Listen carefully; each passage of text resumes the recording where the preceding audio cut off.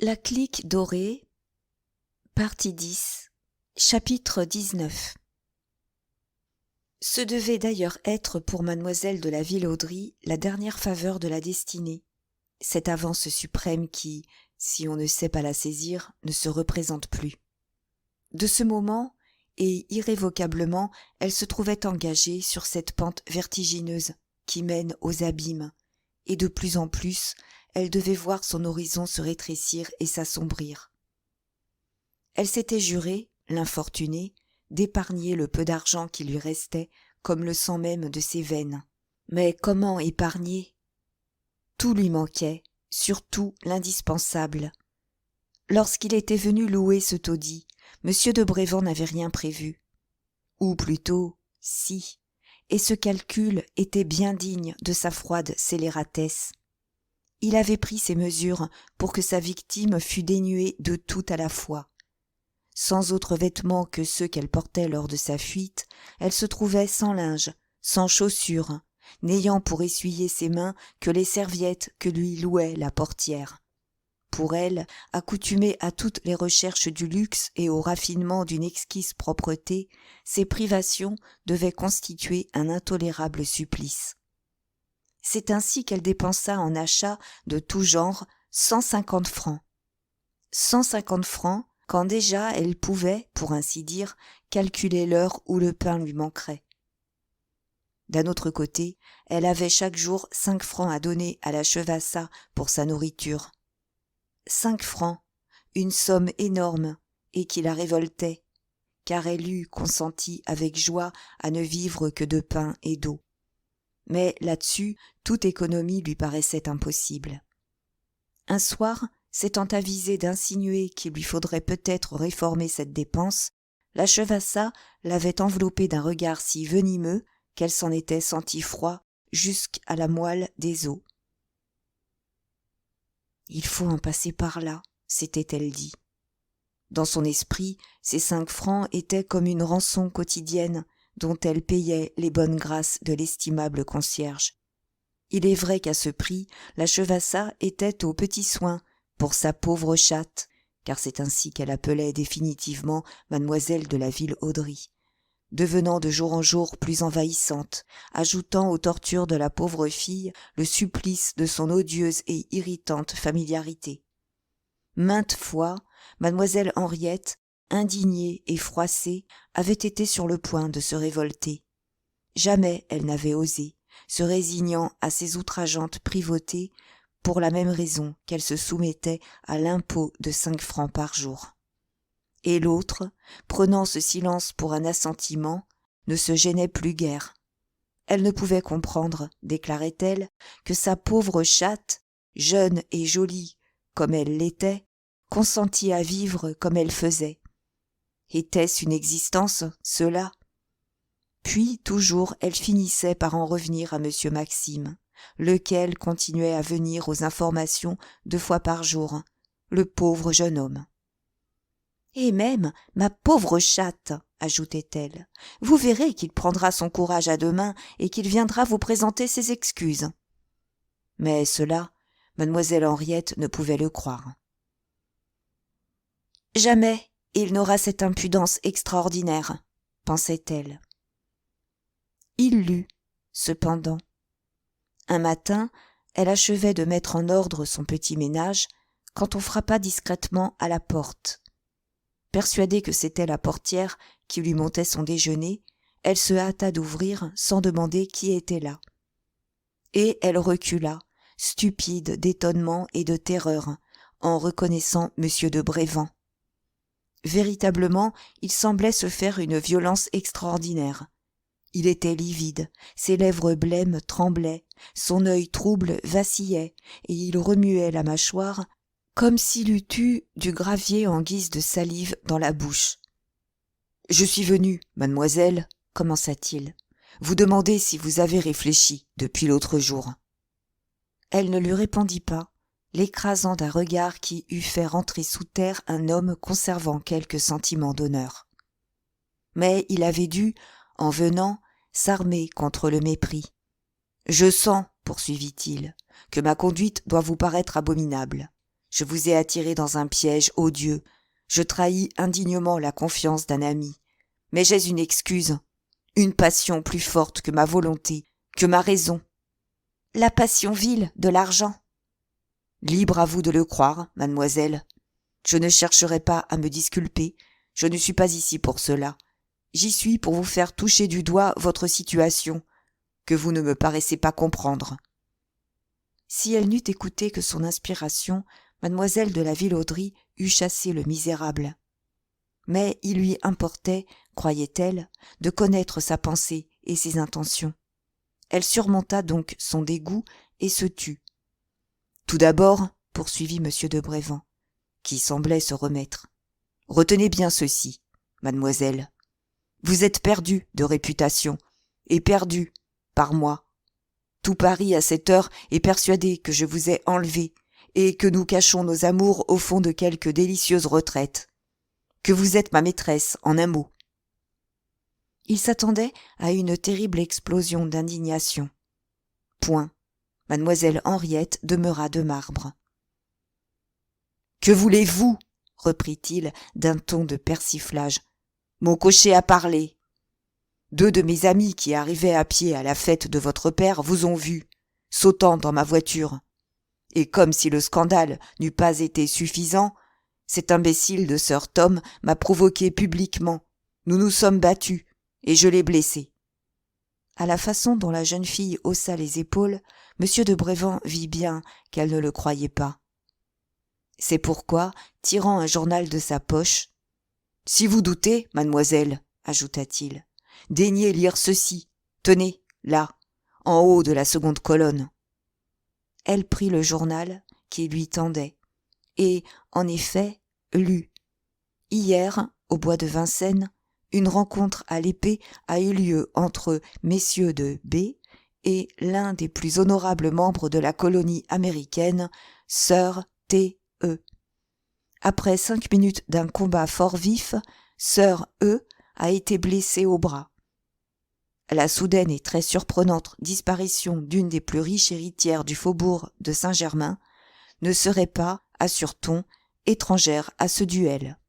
L'heureux monsieur de B. saurait, dit-on, trop bien au gré de la famille, où se cache la belle fugitive.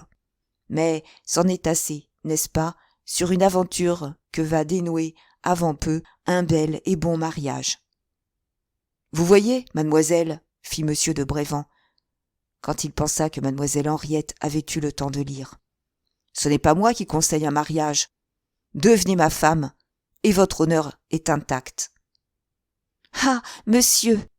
Et dans cette seule exclamation, il y avait tant de mépris et un si profond dégoût que M. de Brévan en pâlit encore, s'il était possible.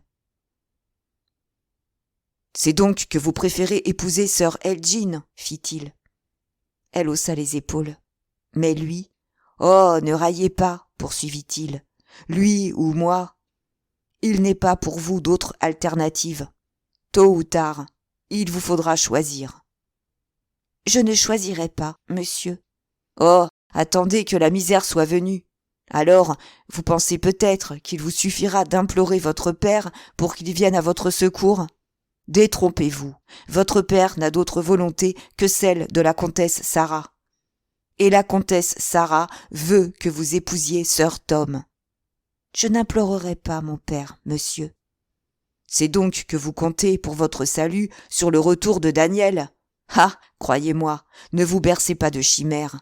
Daniel, je vous l'ai dit, aime la comtesse Sarah, et ne l'aima-t-il pas, vous êtes trop compromise pour que jamais il vous donne son nom. Mais ce n'est encore rien. Allez au ministère de la Marine, on vous dira que la campagne de la conquête doit durer 2 ans encore. Lors donc que Daniel reviendra, s'il revient jamais, ce qui n'est pas prouvé, vous serez madame de Brévan, ou mistress Elgin, à moins que... Mademoiselle Henriette arrêta sur lui un regard dont il ne put supporter l'étrange fixité, et d'une voix profonde, « À moins que je ne sois morte, n'est-ce pas ?» dit-elle. « Soit. » Froidement, M. de Brévan inclina la tête comme pour répondre. « Oui, à moins que vous ne soyez morte, c'est bien cela. » Puis, ouvrant la porte, « Laissez-moi espérer, mademoiselle, prononça-t-il, que ce n'est pas là votre dernier mot. J'aurai du reste l'honneur de me présenter à vous chaque semaine pour connaître votre volonté. » Et, saluant, il se retira. Qui l'amenait, le misérable? Que veut-il encore de moi? Ainsi, dès qu'elle fut seule, la porte refermée, mademoiselle de la Villauderie s'interrogeait avec un redoublement d'angoisse. Car elle ne croyait pas un mot des prétextes invoqués par M. de Brévand pour expliquer sa visite. Non, elle ne pouvait admettre qu'il fût venu pour savoir si elle avait réfléchi, ni qu'il caressât, comme il le prétendait, cette espérance abominable que la misère, la peur, la faim la jetteraient entre ses bras. « Il doit me connaître assez, » pensait-elle avec un frémissement de colère, « pour être certain que je préférerais 1000 morts. » Donc, il fallait que cette démarche, qui très visiblement lui avait été atrocement pénible, lui fût commandée par quelque impérieuse considération. Mais laquelle? Avec une contention d'esprit extraordinaire, mademoiselle Henriette reprenait une à une et analysait toutes les phrases de M. de Brévand, espérant qu'un mot l'éclairerait, mais elle ne découvrait rien. Tout ce qu'il lui avait dit des conséquences de sa fuite, elle l'avait prévu avant de s'y déterminer. Il ne lui avait appris de nouveau que son duel avec sir Thomas Elgin, et en y réfléchissant, elle le trouvait tout naturel. Ne convoitait-il pas, avec une âpreté pareille, la fortune qu'elle devait recueillir du chef de sa mère à sa majorité? L'antagonisme de leurs intérêts expliquait, pensait-elle, leur haine, car elle était bien persuadée qu'ils se haïssaient mortellement. L'idée que sir Tom et M. de Brévand s'entendaient et poursuivaient un but commun ne pouvait lui venir. Et, lui fût-elle venue, elle l'eût repoussée comme absurde. Devait-elle donc s'arrêter à cette conclusion que M. de Brévand n'avait eu, en se présentant devant elle, d'autre dessein que de porter au comble son épouvante? Mais à quel propos? Pourquoi? Quel bénéfice lui en reviendrait? L'homme qui convoite une jeune fille ne prend pas à tâche de la glacer d'horreur et de lui inspirer le plus insurmontable dégoût par des procédés immondes capables de faire reculer les scélérats les plus dégradés. Ainsi avait pourtant agi M. de Brévand. Donc, il visait tout autre chose que ce mariage dont il parlait. Quoi, cependant? On ne commet pas de si abominables actions pour l'unique plaisir de les commettre, surtout quand elles exposent à un danger positif. Or, il était clair qu'au retour de Daniel, qu'il aimât encore ou non mademoiselle de la Villauderie, M. de Brévand aurait un terrible compte à rendre à ce loyal marin qui lui avait confié l'honneur de sa fiancée. M. de Brévand ne songeait-il donc jamais à ce retour? Oh si, il y pensait, et avec de secrètes terreurs. Il n'en fallait d'autre preuve qu'une phrase qu'il avait laissé échapper. Après avoir dit « Quand Daniel reviendra », il avait ajouté « S'il revient toutefois, ce qui n'est pas prouvé ». Pourquoi cette restriction? Avait-il donc des raisons particulières de croire que Daniel périrait pendant cette dangereuse campagne? Maintenant, elle se rappelait, oui, elle se rappelait positivement avoir vu un sourire monter aux lèvres blêmes de M. de Brévand pendant qu'il disait cela. Et à ce souvenir effrayant, elle se sentait défaillir. N'était-il pas capable de tout, le misérable qui l'avait si épouvantablement trahi, de tout, même d'armer le bras d'un assassin? « Oh, il faut prévenir Daniel !» s'écria-t-elle. « Il le faut, sans perdre une minute !» Et, bien qu'elle lui eût écrit longuement le jour d'avant, elle lui écrivit encore pour le supplier de se défier, de veiller sur lui, parce que, sûrement, sa vie était menacée. Et cette lettre, elle la porta elle-même à la poste, persuadée que la confier à la Chevassa, ce serait la livrer à monsieur de Brévand. Dieu sait cependant si, de plus en plus, l'estimable portière semblait s'attacher à elle et devenait expansive et démonstrative en son dévouement. À tout instant du jour, sous le premier prétexte venu, elle arrivait chez mademoiselle Henriette, s'asseyait et durant des heures entières l'étourdissait de son insupportable flux labial. Elle ne se gênait plus aucunement, parlant, disait-elle, à cœur ouvert à sa petite chatte, comme elle lui parlait à sa propre fille. Les étranges théories qu'elle laissait seulement entrevoir autrefois, elle les exposait désormais sans embarras, se carrant dans une sorte de cynisme naïf qui trahissait de surprenantes perversions de sens moral. C'était à croire que cette détestable mégère avait reçu des ennemis de la pauvre jeune fille la mission de la démoraliser, de la dépraver, s'il était possible, et de la pousser à ce cloaque du vice brillant et facile où roulent tant de malheureuses. Seulement, s'il en était ainsi, le choix de l'embaucheuse n'était pas heureux. L'éloquence de la Chevassa, qui très probablement eût mis le feu à l'imagination d'une grisette ambitieuse, ne pouvait que soulever de dégoût le cœur de mademoiselle de la Ville-Audry. Elle s'était accoutumée à penser à autre chose pendant que pérorait la concierge, et son âme fière planait à des hauteurs où ne pouvaient l'atteindre ses souillures. Son existence n'en était pas moins d'une mortelle tristesse. Elle ne sortait jamais, passant ses journées dans sa chambre à lire ou à travailler à un grand travail de broderie, chef-d'œuvre de patience et de goût, qu'elle avait entrepris avec l'arrière-pensée qui lui serait peut-être une ressource en sa détresse. Mais un souci nouveau ne devait pas tarder à la tirer de cet engourdissement. Son argent diminuait, et un matin vint où elle changea le dernier louis de ses 900 francs. Recourir encore au mont-de-piété était urgent, car on était au premier jour d'avril, et la doucereuse portière lui avait donné à entendre qu'elle ferait sagement de se mettre en mesure pour pouvoir, le 8, payer son terme qui était de 100 francs. Elle confia donc au sieur Chevassa la bague qui lui restait pour qu'il allât l'engager. Calculant d'après la somme qu'elle avait eue de la première, elle estimait que sur celle-ci on lui avancerait bien 25 à 30 louis pour le moins. Le portier lui rapporta 190 francs. Tout d'abord, elle fut persuadée que cet homme l'avait volée, et elle le laissa voir. Mais lui, d'un air furieux, exhiba la reconnaissance.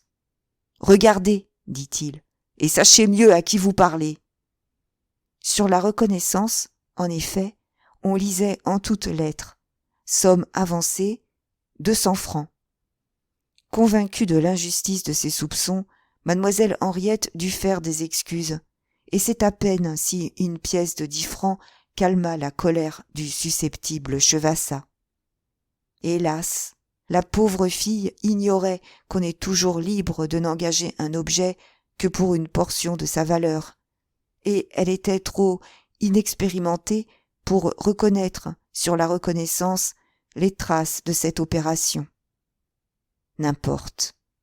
Pour mademoiselle de la Ville-Audry, c'était là, et elle ne le sentait que trop, un de ces désastres dont on ne se relève pas. C'était 2 mois d'existence de moins. Le temps, peut-être, dont il s'en faudrait qu'elle pût attendre le retour de Daniel.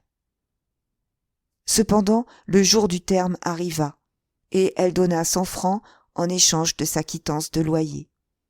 Et le surlendemain, elle se trouvait de nouveau sans argent, et, selon l'expression de la Chevassa, réduite à s'en prendre à ses pauvres affaires. Mais le mont-de-piété avait trop cruellement trompé ses calculs pour qu'elle consentît à y recourir encore et à s'exposer à une seconde déception. Elle résolut, non plus d'engager, mais de vendre le nécessaire de toilette en or que contenait son sac de voyage, et elle pria son obligeante portière de lui chercher un acheteur. Tout d'abord, la chevassa éleva beaucoup d'objections. « Vendre ce nécessaire si joli, disait-elle, quel meurtre! Songez que vous ne le reverrez plus jamais. Si vous le portiez au clou, au contraire, dès qu'il vous viendrait un peu d'argent, vous le dégageriez. » Elle perdait ses peines, elle le reconnut, et, se résignant, elle finit par amener une espèce de marchand de ses amis à la toilette, un brave homme fini, affirmait-elle, en qui on pouvait avoir la confiance la plus absolue. Et véritablement, il se montra digne de cette chaude recommandation en proposant du premier coup 500 francs de ce nécessaire, qui ne valait pas beaucoup plus du triple.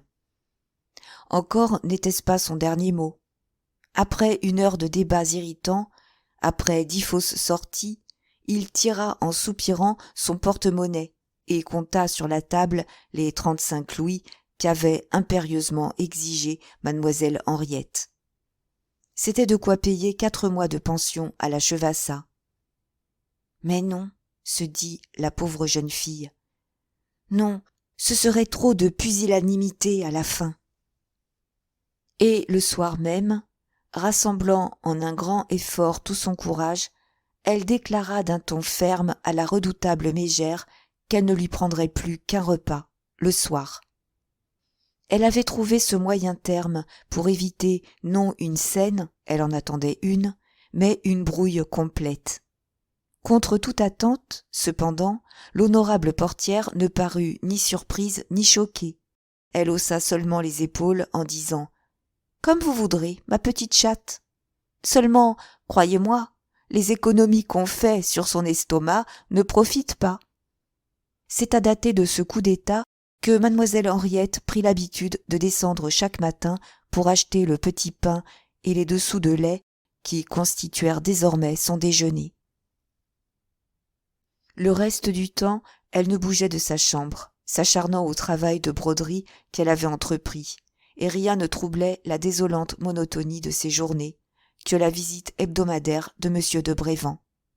Car il n'oubliait pas sa menace, et chaque semaine, mademoiselle Henriette était sûre de le voir apparaître. Il arrivait d'un air grave, et froidement lui demandait si elle avait réfléchi depuis qu'il avait eu l'honneur de lui présenter ses hommages. Elle ne lui répondait d'ordinaire que par un regard de mépris, mais il n'en semblait aucunement déconcerté. Il saluait respectueusement et invariablement disait avant de se retirer: « Ce sera donc pour une autre fois. J'attendrai. Oh, j'ai le temps d'attendre. » S'il espérait ainsi réussir à réduire plus vite mademoiselle Henriette, il se trompait grossièrement. Cette insulte périodique était un stimulant qui entretenait sa colère et fouettait son énergie. Son orgueil s'exaspérait à l'idée constante de la lutte engagée, et elle se jurait qu'elle en sortirait victorieuse. C'est de ce sentiment que lui vint la pensée d'une démarche dont les résultats devaient avoir sur l'avenir une influence décisive. On était alors à la fin de juin, et elle ne voyait pas sans effroi diminuer son petit trésor, quand un matin, jugeant la chevassa de belle humeur, elle se hasarda à lui demander si elle ne pourrait pas lui procurer de l'ouvrage, se disant très adroite à tous les travaux de femme. Mais l'autre, dès les premiers mots, s'était mise à rire. « Laissez-moi donc tranquille, interrompit-elle. Est-ce que des mains comme les vôtres sont faites pour travailler ? » Et comme mademoiselle Henriette insistait, montrant comme preuve de son habileté la broderie qu'elle avait entreprise, « C'est très joli cela, fit la concierge, mais à broder du matin au soir, une fée ne gagnerait pas la nourriture d'un chardonneret. » Il devait y avoir du vrai dans cette exagération. La jeune fille le soupçonnait. Aussi se hâta-t-elle d'ajouter qu'elle était capable de beaucoup d'autres choses. Elle était très bonne musicienne, par exemple, et donnerait très bien des leçons de piano ou de chant si on lui procurait des élèves. À ces mots, l'éclair d'une joie diabolique traversa les petits yeux de l'honorable portière. « Quoi ? Vous sauriez faire danser, ma petite chatte ? » s'écria-t-elle, comme ces artistes qui vont jouer du piano dans les bals du monde. Certainement. Tiens, c'est un talent. Pourquoi ne m'en avez-vous pas parlé plus tôt? Je m'occuperai de ça, vous verrez. Fiez-vous à moi. Le samedi suivant, en effet, dès le matin, elle parut chez mademoiselle Henriette avec l'air joyeux d'une messagère de bonnes nouvelles. « J'ai pensé à vous, dit-elle dès le seuil. « Ah, il y a une locataire de la maison qui donne une grande soirée aujourd'hui. Je lui ai parlé de vous, et elle m'a dit qu'elle vous payerait 30 francs pour faire sauter sa société. 30 francs, c'est une somme cela, sans compter que si on est satisfait de vous, ça attirera les pratiques. » À quel étage demeure cette locataire? Au second, l'appartement du fond, sur la cour. Madame Hilaire, une personne très distinguée et qui n'a pas sa pareille pour la bonté du cœur. Il faudrait y être à 9 heures précises. J'y serai. Toute heureuse et pleine d'espoir, mademoiselle Henriette passa une partie de l'après-midi à restaurer son unique robe, une robe de soie noire, bien usée, hélas, et déjà toute reprisée. Pourtant, à force d'industrie et de patience, elle s'était composée une toilette presque présentable quand, sur le coup de 10 heures, elle sonna chez madame Hilaire. On l'introduisit dans un salon étrangement meublé de meubles hétéroclites, mais fort brillamment éclairés, où 7 ou 8 jeunes femmes en toilette extravagante et autant de messieurs à gilets à cœur fumaient en prenant du café. Dames et messieurs sortaient de table. On le reconnaissait à leurs yeux et aux éclats de leur voix. « Tiens, c'est la pianiste du 5e !» s'écria une grande femme brune, jolie et encore plus commune, qui devait être madame Hilaire. Et s'adressant à mademoiselle Henriette, « Voulez-vous prendre un verre de quelque chose, ma petite biche ?» demanda-t-elle. Plus rouge que le feu et perdant contenance, la jeune fille refusait et s'excusait de refuser, quand l'autre, l'interrompant brusquement, « Vous n'avez pas soif ?» dit-elle. « Très bien, vous boirez plus tard. En attendant, vous allez nous jouer un quadrille, n'est-ce pas? Et mouvementer, n'est-ce pas ?» Puis, imitant avec une désolante perfection la voix enrouée des aboyeurs de bal public, « En place! En place !» râla-t-elle. « En place pour le quadrille !» Mademoiselle de la Villauderie s'était assise au piano. Elle tournait le dos aux danseurs, mais devant elle était une glace où elle ne perdait pas un des gestes de madame Hilaire et de ses invités. Et alors, elle fut sûre de ce qu'elle avait soupçonné en entrant. Elle comprit dans quel monde l'avait jetée la chevassa. Elle eut cependant sur elle-même assez de puissance pour achever le quadrille. Mais la dernière figure terminée, elle se leva et s'avançant vers la maîtresse de maison. « Veuillez m'excuser, madame, » balbutia-t-elle, d'une voix affreusement troublée. « Il faut que je me retire. Je me sens très malade. Je ne saurais jouer. »« Comme c'est drôle !» s'écria un des messieurs. « Voilà notre nuit ratée. » Mais la jeune femme. « Taisez-vous, Jules. Ne voyez-vous pas qu'elle est pâle comme la mort, cette enfant? Qu'avez-vous, ma belle biche? C'est la chaleur qui vous a fait mal, n'est-ce pas? On étouffe dans cette baraque. » Et mademoiselle Henriette, se retirant, « Oh, attendez, reprit-elle. Je ne dérange pas les gens pour rien, moi. Allons, Jules, fouille-toi et donne-lui un louis à cette petite. » Déjà, la pauvre fille avait ouvert la porte. « Je vous remercie, madame, dit-elle. Vous ne me devez rien. » Il était temps que mademoiselle Henriette sortît. À sa stupeur première, une colère folle succédait, qui chassait à son cerveau des flots de sang et lui arrachait des larmes brûlantes. C'était la chevassa, cependant, qui lui avait tendu ce guet-apens ignoble. Qu'avait-elle donc espéré, l'infâme vieille? Et, emportée par un mouvement irrésistible, hors d'elle-même, elle se précipita à travers les escaliers et, entrant comme l'ouragan dans la loge de la dangereuse portière, « Chez quels gens m'avez-vous envoyé ?» lui cria-t-elle. « Vous le saviez, vous êtes une misérable !» Ce fut le sieur Chevassa qui se dressa. « Qu'est-ce que c'est ?» commença-t-il. « À qui croyez-vous parler ?» Mais du geste et de la voix, sa femme l'interrompit, et s'adressant à mademoiselle Henriette. « Eh bien, après, fit-elle, avec un ricanement cynique. Est-ce qu'ils ne vous valent pas, ces gens-là? D'abord, moi, j'en ai plein le dos de vos manières, ma chatte. Quand on est bégueule, tant que cela, on reste chez ses parents, comme toutes les filles sages, et on ne se fait pas enlever pour courir la prétentaine avec des amoureux. » Sur quoi, profitant de ce que mademoiselle Henriette était restée presque sur le seuil de la loge, elle la poussa dehors brutalement, au risque de la jeter à terre, et violemment referma sa porte. 1 heure plus tard, l'infortunée se reprochait amèrement son emportement. « Hélas, se disait-elle en pleurant, les faibles, les malheureux n'ont pas le droit de se révolter. Qui sait ce que cette méchante créature va faire pour se venger? » Elle le sut le surlendemain matin. Descendant un peu avant 7 heures pour chercher le pain et le lait de son déjeuner, elle se trouva, sous la porte cochère, face à face avec madame Hiller qui rentrait. À la vue de la jeune fille, cette irascible dame devint plus rouge qu'une pivoine, et bondissant jusqu'à elle, lui saisit le bras qu'elle secoua furieusement en criant de toute la force de ses poumons. « C'est donc vous, gueuse, qui allez me vilipender chez mes concierges? Quel malheur! Une mendiante que j'avais fait venir chez moi pour lui faire gagner 30 francs. Et moi qui la croyais malade et qui la plaignais et qui voulait que Jules lui donnât 1 louis. » Ce n'était pas à cette femme, en effet, que mademoiselle Henriette devait en vouloir. Elle lui avait témoigné de la pitié, après tout. Fort effrayée, cependant, elle essayait de se dégager, mais l'autre tenait bon, redoublant ses cris, jusqu'à ce point que plusieurs locataires se mirent aux fenêtres. « On te revaudra ça, ma biche !»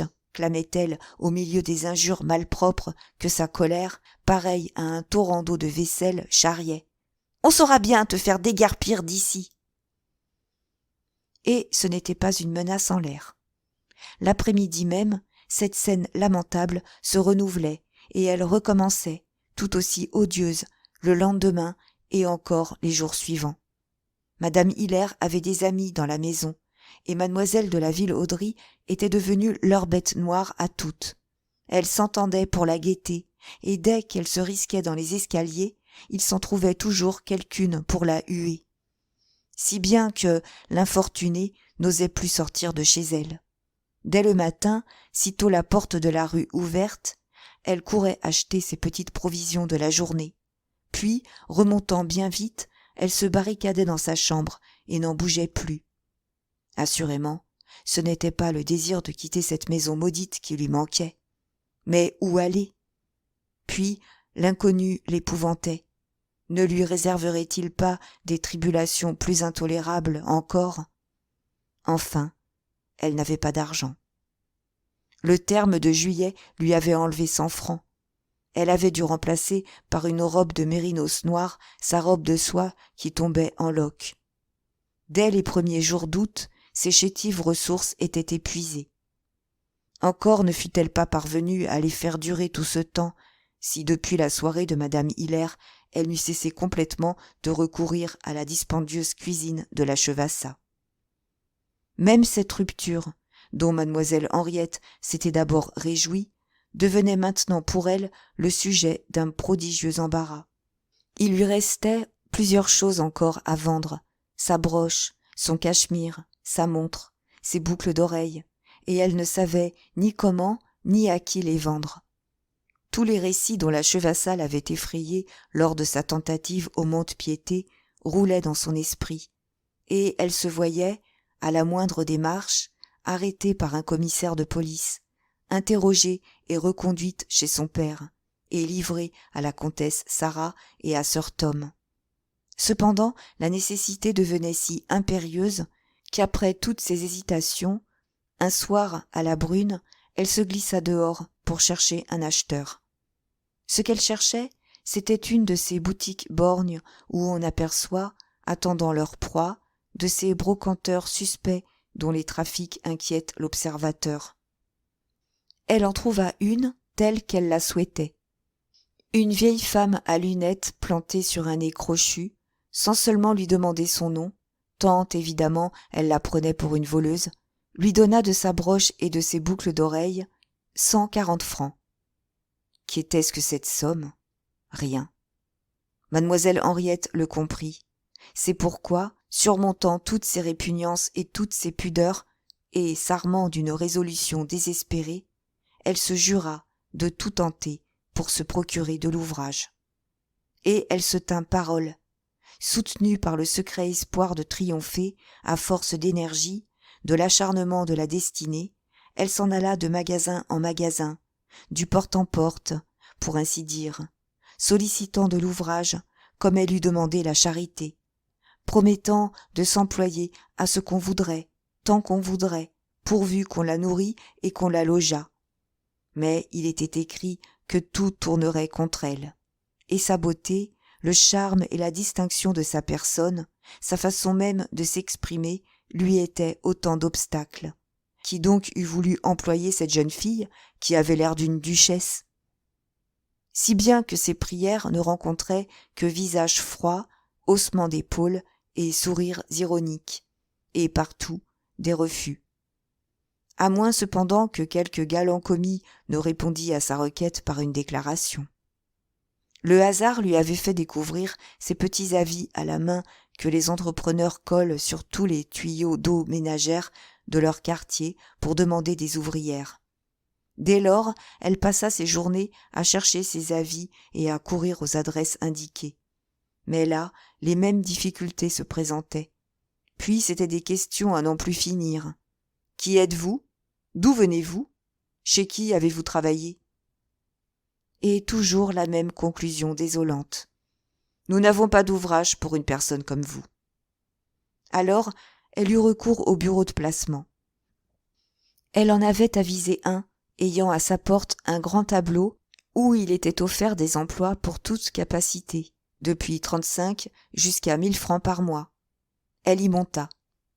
Un monsieur, très verbeux, après lui avoir fait déposer une certaine somme, lui jura qu'il avait son affaire, et la fit revenir 10 fois inutilement. À la 11e, après une nouvelle consignation, il lui remit l'adresse de 2 maisons, affirmant que, dans l'une ou dans l'autre, elle se caserait avantageusement. Ces 2 maisons étaient 2 débits de prunes, où on demandait des demoiselles de comptoir pour verser les petits verres et attirer la pratique. Ce devait être la dernière tentative de mademoiselle de la Villauderie. Depuis 10 mois qu'elle se débattait avec une sorte de furie au milieu d'inextricables difficultés, les ressorts de son énergie, peu à peu, s'étaient détrempés. Et maintenant, courbaturée de corps et d'esprit, accablée, vaincue, anéantie, elle s'abandonnait. 18 mois séparaient encore mademoiselle Henriette de sa majorité. Depuis qu'elle s'était enfuie de la maison de son père, elle n'avait pas reçu de lettre de Daniel, bien qu'elle lui eût écrit souvent, et elle ne pouvait même assigner de date à son retour. C'est qu'elle avait suivi le conseil de M. de Brévand, et que, résolument, elle s'était présentée au ministère de la Marine pour demander des nouvelles de la conquête. Et un commis lui avait répondu d'un ton insouciant que la campagne de cette frégate durerait peut-être encore 1 an ou 2. Était-il possible que l'infortunée attendît jusque-là? Non. Dès lors, pourquoi s'obstiner à une lutte impossible? À quoi bon disputer avec tant d'acharnement quelques jours d'une tristesse affreuse? Sa santé, d'ailleurs, n'avait pu résister à tant d'assauts. Elle ressentait dans la poitrine des douleurs aiguës. Elle toussait et, dès qu'elle avait fait 10 pas, ses jambes flageolaient, et elle était inondée d'une sueur froide. Presque toutes ses journées, elle les passait au lit, grelottant de fièvre ou plongée dans une invincible somnolence, le cerveau peuplé de visions funèbres. En elle, il lui semblait sentir se tarir les sources mêmes de la vie, comme si tout son sang, goutte à goutte, se fût écoulé par une blessure ouverte. Si je pouvais m'éteindre ainsi, pensait-elle. C'était la suprême grâce qu'elle implorait de Dieu. Un miracle seul pouvait la sauver désormais, et elle ne le souhaitait même pas. Une universelle indifférence et un immense dégoût de tout emplissaient son âme. Il lui semblait qu'ayant épuisé ce qu'on peut endurer, il ne lui restait plus rien à redouter. Et, en effet, un dernier malheur qui s'abattit sur elle ne lui arracha pas un soupir. Une après-midi, pendant qu'elle était descendue, laissant sa fenêtre entr'ouverte, le vent, brusquement, poussa les battants, lesquels, heurtant une chaise, la renversèrent.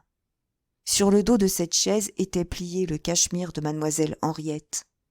Il tomba dans la cheminée, où il y avait du feu, et quand elle remonta, elle le trouva à demi consumé. C'était l'unique objet de prix qui lui restât, et elle en eut toujours bien retiré 25 louis. « Baste, se dit-elle, qu'importe, c'est 3 mois de moins à vivre, voilà tout. » Et elle ne s'en préoccupa plus, et elle ne s'inquiéta pas davantage du terme d'octobre qui approchait. « Je ne pourrai le payer, se disait-elle. La Chevassa me fera donner congé, et alors l'heure sera venue. » Cependant, à sa grande surprise, l'estimable portière ne lui fit aucune avanie de ce qu'elle n'était pas en mesure, et même elle lui dit qu'elle se chargeait de faire patienter le propriétaire. Cette inexplicable mansuétude donnait à mademoiselle Henriette 1 semaine de répit. Mais enfin, un matin, elle s'éveilla, n'ayant plus un centime, n'ayant plus rien, croyait-elle, dont elle pût faire de l'argent, et ayant faim. « Allons, murmura-t-elle, comme pour s'annoncer à elle-même la catastrophe suprême. C'est maintenant qu'il faut quelques minutes de courage. » Elle disait cela, mais avec la certitude affreuse que l'inexorable échéance était arrivée. Elle se sentait glacée d'horreur, jusque dans les moelles, comme si elle eût vu le bourreau entrer dans sa chambre pour lui signifier son arrêt de mort. Et cependant, depuis plus d'1 mois, elle ne songeait qu'au suicide, et la veille encore, elle trouvait comme une âpre jouissance à cette pensée. « Serais-je donc lâche ?» se disait-elle avec un mouvement de rage. Oui, elle avait peur. Oui, elle avait beau se représenter qu'il ne lui restait plus qu'à choisir entre la mort et sir Tom ou monsieur de Brévent, elle était terrifiée. Hélas, elle n'avait pas 20 ans, jamais elle n'avait senti en elle une telle exubérance de vie. Elle voulait vivre, vivre encore 1 mois, 1 semaine, 1 jour. Si son châle n'eût pas été brûlé, cependant.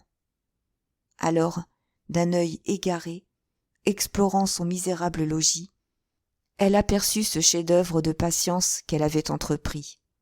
C'était une robe de mousseline, tout ouvragée de broderies d'une merveilleuse finesse et d'un dessin exquis. Malheureusement, elle était loin d'être achevée.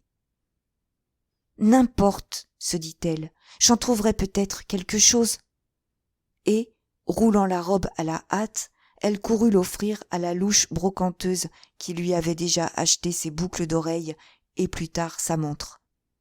L'affreuse vieille parut stupéfaite de cette merveille.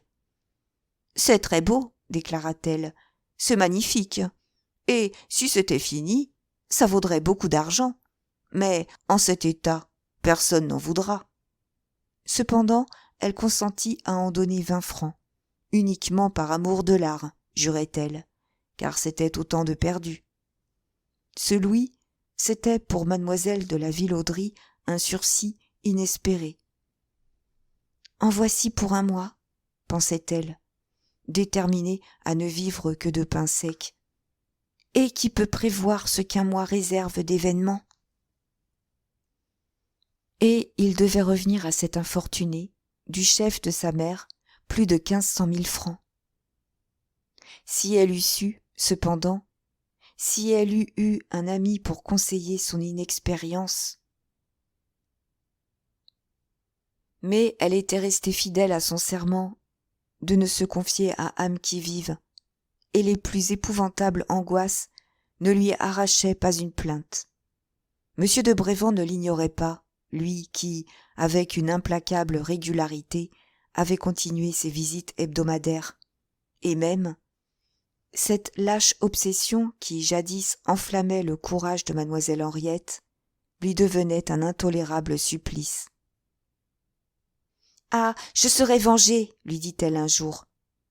Prenez garde, Daniel reviendra. » Alors, lui, haussant les épaules, « Si vous ne comptez que là-dessus, vous ferez bien de vous rendre et de devenir ma femme tout de suite. » Elle détourna la tête avec un mouvement d'insurmontable horreur, plutôt les bras glacés de la mort. Et cependant, les pulsations de son cœur étaient, pour ainsi dire, comptées. Dès la fin de novembre, ses 20 francs s'étaient trouvés épuisés, et elle avait recours, pour prolonger son existence, aux expédients désespérés de la plus horrible détresse. Tout ce qu'elle possédait, tout ce qu'elle pouvait sortir de son triste logis sans être arrêtée par les concierges, elle le vendit pièce à pièce, brin à brin, pour 20 sous, pour 10 sous, pour le prix d'une livre de pain. Son linge fut d'abord sacrifié, puis le tour vint des couvertures de son lit, de ses rideaux, de ses draps. Les matelas, comme le reste, y passèrent. La laine d'abord, emportée poignée par poignée, puis la toile. Et enfin, le 25 décembre, elle se trouva dans une chambre plus dévastée que si le feu y eût passé, n'ayant sur elle qu'un seul jupon sous sa mince robe d'alpaga, sans un haillon pour s'envelopper pendant les nuits glaciales. L'avant-veille, la terreur triomphant de ses résolutions, elle avait adressé à son père une longue lettre. Il n'y avait pas répondu. La veille, elle lui avait écrit ces lignes. « J'ai faim et je n'ai pas de pain. Si demain, à midi, vous n'êtes pas venu à mon secours, à 1 heure, vous n'aurez plus de fille. » Et, torturée par le froid et par le besoin, exténuée, déjà mourante, elle avait attendu. À midi, son père n'ayant pas paru, elle se donna jusqu'à 4 heures. À 4 heures, rien. « Il faut en finir, » se dit-elle. Ses précautions étaient prises. Elle avait prévenu la Chevassa qu'elle serait absente toute la soirée, et elle s'était procuré une assez grande quantité de charbon. Elle écrivit 2 lettres, l'une à son père et l'autre à Monsieur de Brévand. Après quoi, ayant hermétiquement bouché toutes les ouvertures de sa chambre, elle alluma 2 réchauds, et, s'étant étendue sur son lit, elle recommanda son âme à Dieu. 5 heures sonnaient. Déjà, une vapeur épaisse et âcre s'était répandue dans la chambre, et la bougie ne donnait plus qu'une lueur blafarde. Bientôt, il lui sembla que ses tempes étaient comme serrées dans un étau. Elle étouffait, et elle avait envie de dormir, et elle sentait à l'estomac une intolérable douleur. Puis, des idées étranges et incohérentes, comme le délire, bouillonnèrent dans son cerveau. Les oreilles lui tintaient, son pouls battait avec une violence inouïe. Des nausées lui soulevaient le cœur, et, par moments, elle croyait que d'épouvantables détonations faisaient voler son crâne en éclats. La bougie s'éteignit. Affolée par la sensation de la mort, elle essaya de se lever et ne put. Elle voulut appeler. Sa voix, ainsi qu'un râle, expira dans sa gorge. Puis encore, ses idées se troublèrent tout à fait. La respiration lui manqua. C'était fini. Elle ne souffrait plus. Chapitre 20. Ainsi, quelques minutes encore, et tout était fini. Mademoiselle de la Villauderie mourait. Mademoiselle de la Villauderie était morte. Mais, à cette heure-là même, le locataire du 4e étage, le père Ravinet, le brocanteur, sortit de chez lui pour aller dîner. S'il fût descendu, comme d'ordinaire, par le grand escalier, nul bruit n'arrivait jusqu'à lui. Mais la Providence veillait. Il passa ce soir-là par l'escalier de service et entendit le râle suprême de l'agonisante. En notre beau temps d'égoïsme, beaucoup à la place de ce vieil homme ne se fussent pas dérangés. Lui descendit précipitamment prévenir le concierge. Beaucoup encore eussent été rassurés par l'apparente tranquillité des époux Chevassa et se fussent tenus pour satisfaits en les entendant affirmer que mademoiselle Henriette était sortie. Lui, au contraire, insista et, en dépit de l'évidente mauvaise volonté des portiers, il sut les contraindre à monter, entraînant à son avis d'abord et à sa suite après tous les locataires avouables de la maison. Ce fut lui pareillement qui, pendant que portiers et locataires se consultaient, indiqua les secours à donner à la mourante et qui courut chercher chez lui des matelas, des draps, des couvertures, du bois pour faire du feu. Enfin, tout ce qui manquait dans cette chambre désolée. Et quelques instants après, mademoiselle de la Ville-Audry ouvrait les yeux. Étrange fut la première sensation de l'infortunée. Ce fut d'abord un étonnement immense de se sentir bien chaudement dans un bon lit, elle qui, depuis tant de jours, endurait les horribles tortures du froid. Puis, regardant, elle fut comme éblouie des bougies allumées sur sa table et du beau feu clair qui brûlait dans la cheminée. Et c'est avec une stupeur immense qu'elle considérait ces femmes qu'elle ne connaissait pas, penchées vers elle, épiant ses mouvements. Son père était-il donc enfin accouru à son appel désespéré? Mais non, car il eût été là, et elle le cherchait vainement parmi les personnes présentes.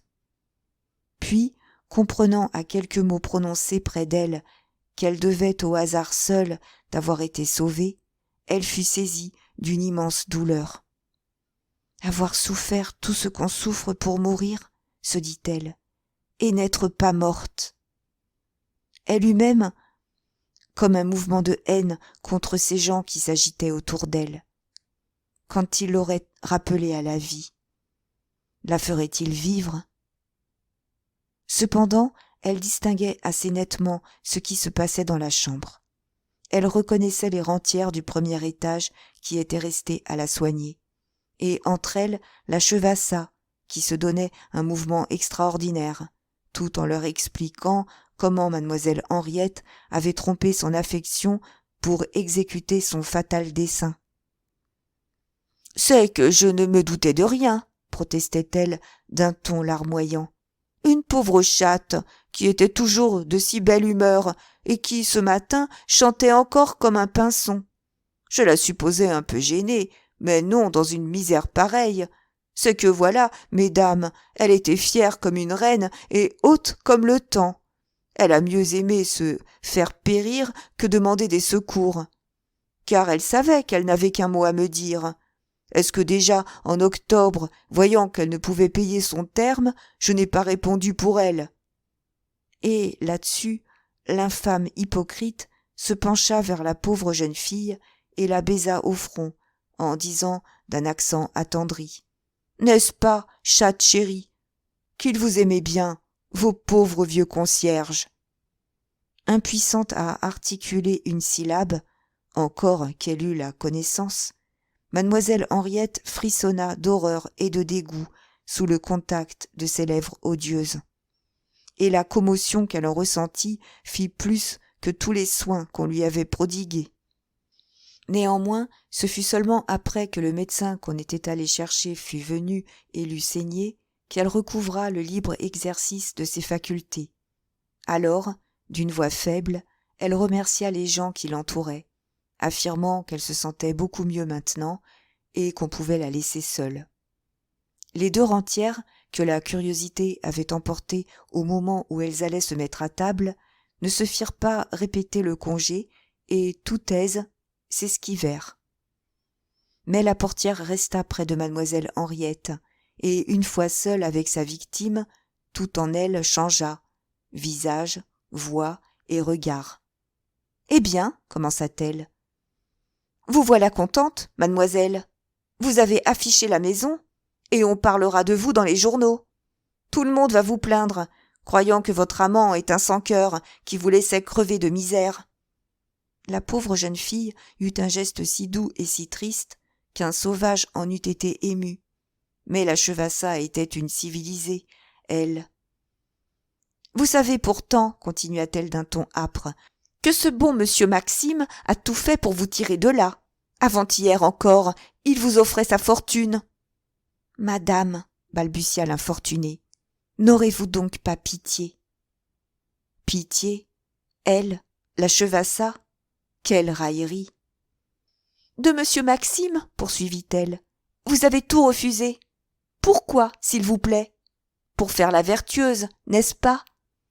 Ce n'était guère la peine pour ensuite tout accepter d'un vieux finaud qui vous mènera loin. Ah, vous êtes en bonne main. » Ramassant tout ce qui lui était revenu de force, mademoiselle Henriette se haussa sur ses oreillers. « Que voulez-vous dire ? » interrogea-t-elle. « Rien, je m'entends. Enfin, c'est vous qui l'aurez voulu. Du reste, il y avait assez longtemps qu'il vous guignait, le gros malin. » Au moment où mademoiselle Henriette ouvrait les yeux, le père Ravinet, discrètement, s'était retiré pour laisser aux femmes qui l'entouraient la liberté de la déshabiller. Elle n'avait donc pas vu son sauveur et ne comprenait rien aux propos de la Chevassa. « Expliquez-vous, madame, » murmura-t-elle. « Ah, pardine, c'est bien facile. Celui qui vous a tiré d'affaire, qui vous a apporté de quoi garnir votre lit et de quoi faire du feu, et le reste, c'est le brocanteur du 4e, et il ne restera pas en si beau chemin. Patience, vous savez ce que je vous ai dit. » Et en effet, soit crainte que mademoiselle Henriette ne vendît au père Ravinet ce qu'elle avait à vendre, soit autre raison, la portière avait fait à la pauvre fille un portrait assez peu rassurant du bonhomme. « Qu'ai-je donc tant à craindre ?» fit cependant mademoiselle Henriette. La portière hésita. « Si je vous le disais, répondit-elle, vous le lui rediriez quand il reviendra. »« Non, je vous le promets. »« Jurez-le-moi sur la mémoire de votre mère. »« Je vous le jure. » Confiante, l'odieuse vieille se rapprocha du lit, et vivement et à voix basse. « Eh bien, donc, fit-elle, si vous acceptez ce que va vous offrir le père Ravinet, je vous vois dans 6 mois pire que madame Hilaire. Ah, ne dites pas, Fontaine, je ne boirai pas de ton eau. Le fin matois en a perdu plus d'une qui vous valait bien. C'est son état, à cet homme, et dame, il le connaît. Vous voilà prévenu. Moi, je descends donner la soupe à Chevassa. Je remonterai dans la soirée. Et surtout, vous savez, motus. » D'un mot, la Chevassa venait de replonger mademoiselle de la Ville-Audry au plus profond de l'abîme du désespoir. « Mon Dieu, pensait-elle, pourquoi faut-il que la généreuse assistance de ce vieil homme ne soit qu'un piège indigne ?» Le coude sur son oreiller, le front appuyé sur sa main, les yeux noyés de larmes, elle s'appliquait à rassembler ses pensées, plus éparses que les feuilles sèches après la tempête, lorsqu'une petite toux sèche et persistante l'arracha à ses méditations. Elle tressaillit et dressa la tête. Dans le cadre de sa porte ouverte, un homme d'un certain âge, de taille moyenne, était debout, regardant. C'était le père Ravinet, qui, après une longue conversation avec le sieur Chevassa et après quelques mots échangés avec l'estimable portière, venait chercher des nouvelles de sa protégée. Elle le devina bien plutôt qu'elle ne le reconnut. Elle habitait la même maison que lui, mais non le même corps de logis, et c'est à peine si elle se souvenait de l'avoir entrevu quelquefois en traversant la cour. « Voici donc, pensa-t-elle, l'homme qui complote ma perte, le misérable dont je dois me défier. » Or, il est certain que ce bonhomme, avec son visage glabre, ses gros sourcils en broussailles et ses petits yeux jaunes d'une étrange mobilité, avait, pour qui l'observait, quelque chose d'énigmatique et par conséquent d'inquiétant. Mademoiselle Henriette ne l'en remercia pas moins, d'une voix profondément troublée, de son empressement à la secourir, de ses soins intelligents et de sa générosité à la pourvoir de tout ce dont elle manquait. « Oh, vous ne me devez nulle reconnaissance, interrompit-il. Je n'ai que rempli mon devoir, et petitement. » Et aussitôt, d'un ton bourru, il se mit à expliquer que ce qu'il avait fait n'était rien, en comparaison de ce qu'il se proposait de faire. Les causes du suicide de mademoiselle Henriette, il ne les avait que trop comprises à l'aspect désolé de sa chambre. Mais elle n'avait plus rien à craindre de la misère, jurait-il, maintenant qu'il était là, lui. Mais plus étaient vives et pressantes les marques d'intérêt que lui donnait le vieux brocanteur, plus mademoiselle Henriette se tenait sur la réserve, l'esprit encore plein des préventions que la Chevassa lui avait soufflées.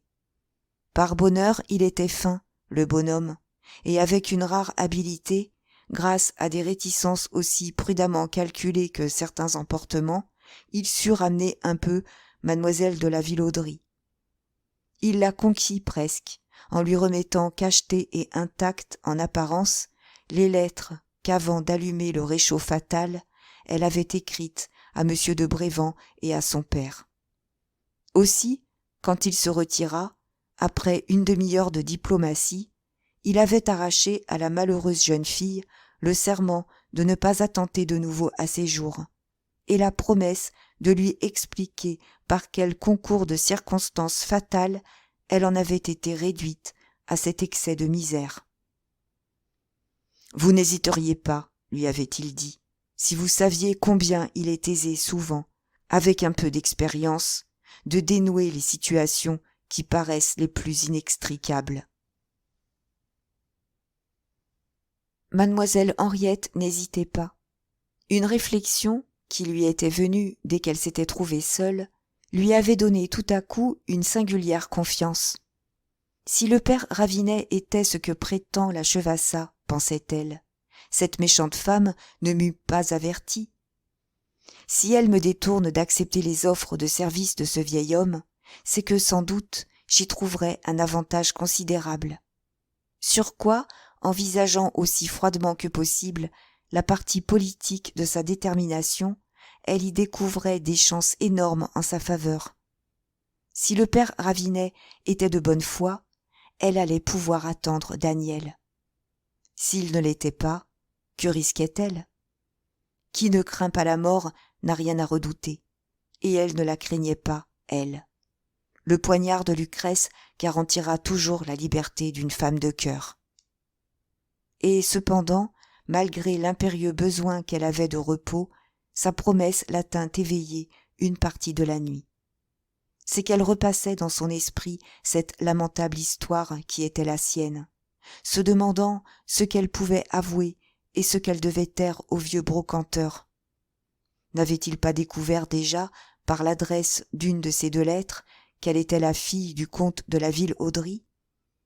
C'était là, surtout, ce qu'elle eût voulu pouvoir cacher.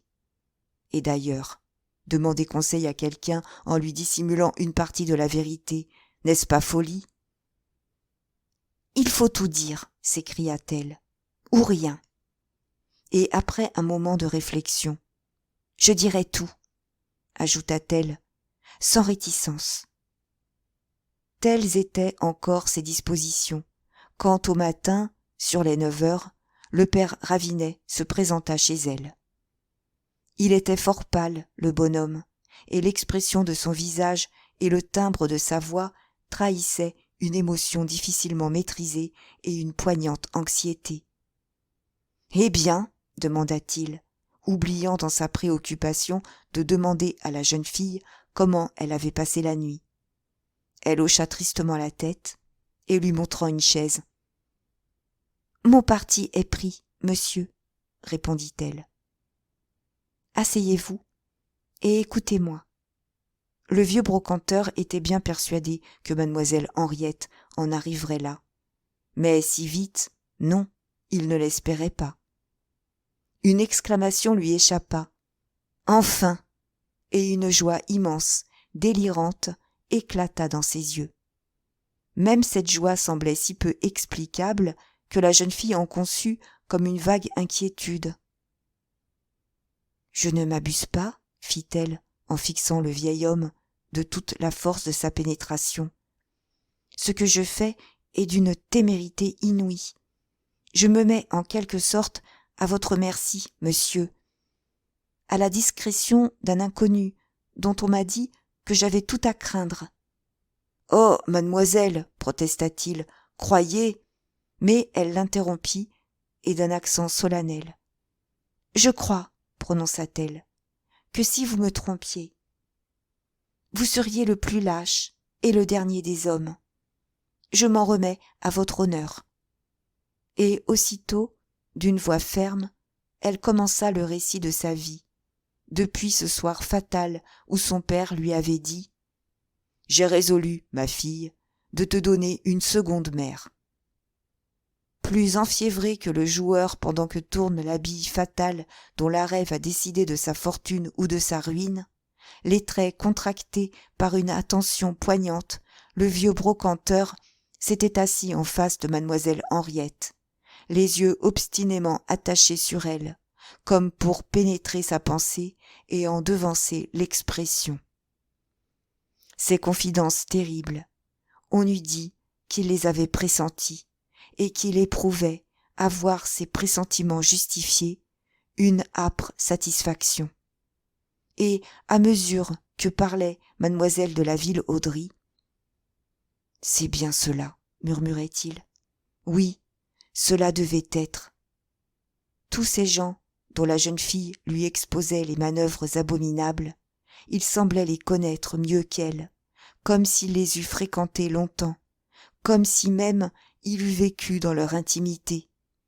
Et sur chacun, il s'exprimait avec une assurance étrange, disant, selon que l'occasion s'en présentait, « Ah, je reconnais bien la Sarah et Mistress Bryan » ou « Sir Tom n'agit jamais autrement » ou encore « Oui, c'est bien là tout Maxime de Brévent » et, selon les phases du récit, un rire amer et qui avait quelque chose de convulsif tordait ses lèvres, ou il se répandait en imprécations.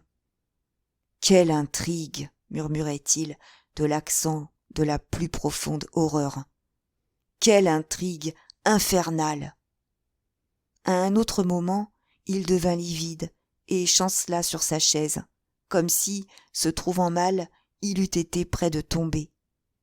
Mademoiselle Henriette lui disait alors, d'après le récit de Daniel, les circonstances de la mort de M. de Kerghrist et de la disparition de Malga, ce pauvre caissier qui avait laissé dans sa caisse un déficit énorme, qui avait été condamné par contumace aux travaux forcés et dont la police pensait avoir retrouvé le corps dans un bois des environs de Paris.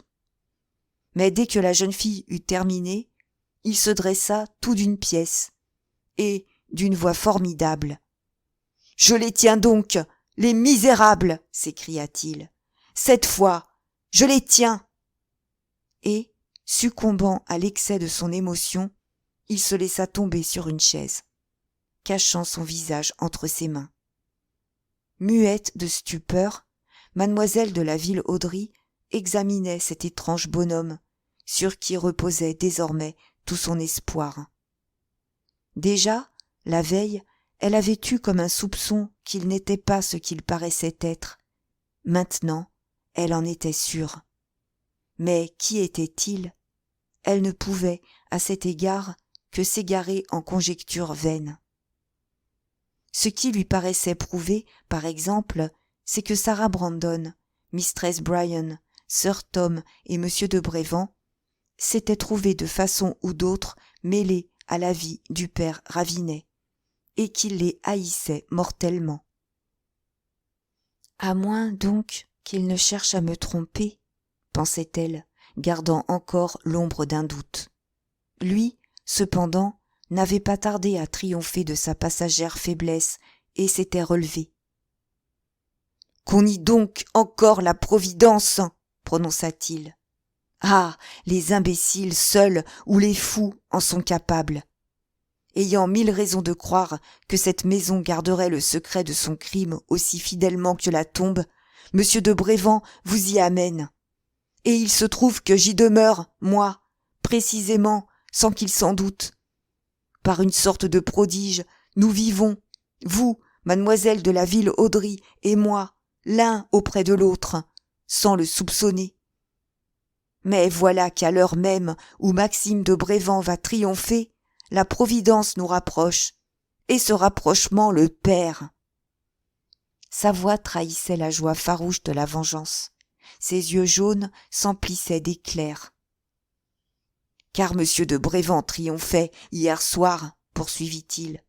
La Chevassa, son âme damnée, vous avait épié, et surprenant le secret de vos préparatifs de suicide, elle lui avait dit « Réjouis-toi, nous allons être enfin débarrassés d'elle. » Mademoiselle Henriette frissonna. « Est-ce possible ?» balbutia-t-elle. Alors, le bonhomme la regardant d'un air un peu surpris. « Quoi ?» fit-il. « Est-ce que d'après la conduite de Maxime de Brévand, vous ne l'avez jamais soupçonné de méditer votre mort ?»« Si.